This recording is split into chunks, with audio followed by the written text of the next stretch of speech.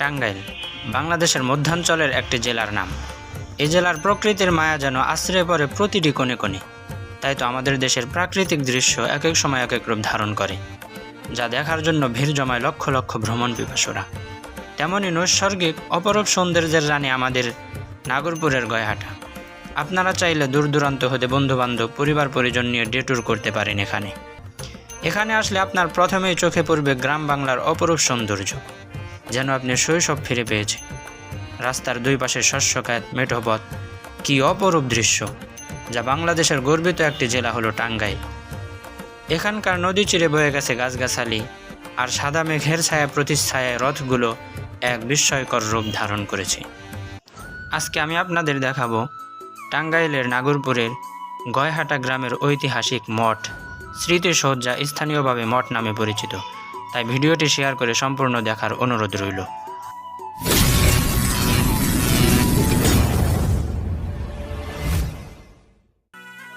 গয়হাটার ঐতিহাসিক মঠ প্রায় ১.৫ শতাধিক বছর পূর্বে ১৮৮২ সালে শ্রীকাণ্ড মুন্সি গয়হাটা জমিদারির সৃষ্টি করেন।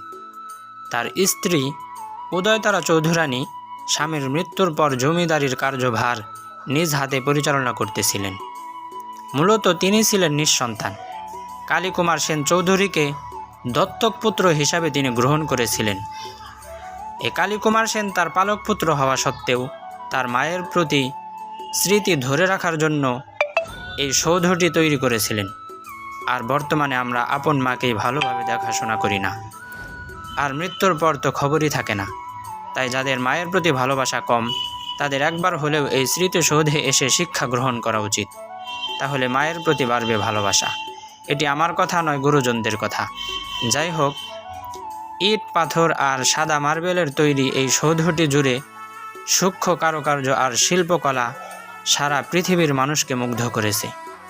তবে এই সৌধটির বাইরে থেকে যতটা সুন্দর, ভেতরে ততটাই বেদনাদায়ক।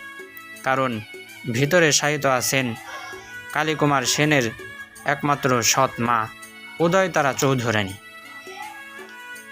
আসলে আজকালকার যুগে যদি মায়ের প্রতি এমন ভালোবাসা থাকতো, তাহলে কতই না ভালো হতো। বাংলাদেশে কত শত সমাধিসৌধ গড়ে উঠত, আর তা দিয়ে বিদেশি পর্যটকও আনা যেত।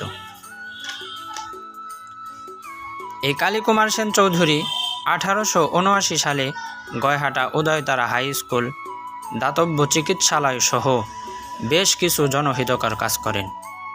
মায়ের মৃত্যুর পর তিনি তার মায়ের স্মৃতিকে ধরে রাখার জন্য এই মঠ স্মৃতিসৌধটি তৈরি করেছিলেন। এর উচ্চতা প্রায় 300 ফুট। স্মৃতিসৌধের ভিতরে মহামূল্যবান 120 কেজি ওজনের শিবলিঙ্গ ছিল, যা 1971 সালের পর তা নির্মমভাবে চুরি হয়ে যায়। এখন এই স্মৃতিসৌধটিতে স্থানীয় হিন্দু সম্প্রদায় পূজা এবং অর্চনা করে থাকেন। নদীমাতৃক আমাদের এই দেশের প্রকৃতি তার নিজের ইচ্ছায় নিজেকে রূপান্তরিত করেছে। সবুজ শস্য শ্যামলময় ভরপুর এই নৈসর্গিক অপরূপ সৌন্দর্যের জেলা এই টাঙ্গাইলের নাগরপুর। এই জেলার বেশিরভাগ বাড়িঘর টিনের তৈরি, পরিষ্কার পরিচ্ছন্ন, যা সত্যি চোখ জোড়ানো মনোমুগ্ধকর পরিবেশ। অকৃত্রিম সৌন্দর্যের দেশ আমাদের এই বাংলাদেশ। টেকনাফ থেকে তেঁতুলিয়া কিংবা ঢাকা থেকে টাঙ্গাইল, অপরূপ সৌন্দর্যের দেশটি ঘুরতে নেই কমানা। এই দেশটি সম্পূর্ণ ঘুরতে পারলেই আপনার জীবন সার্থক। এর একপাশে রয়েছে পৃথিবীর দীর্ঘতম সমুদ্র সৈকত, অন্যদিকে পাহাড়, অরণ্য, বন জঙ্গল, বিস্তীর্ণ হাওর, খাল, বিল, নদী নালার সাথে গ্রাম বাংলার প্রকৃতি, যা ভ্রমণ পিপাসুদের নিকট স্বর্গের মতো।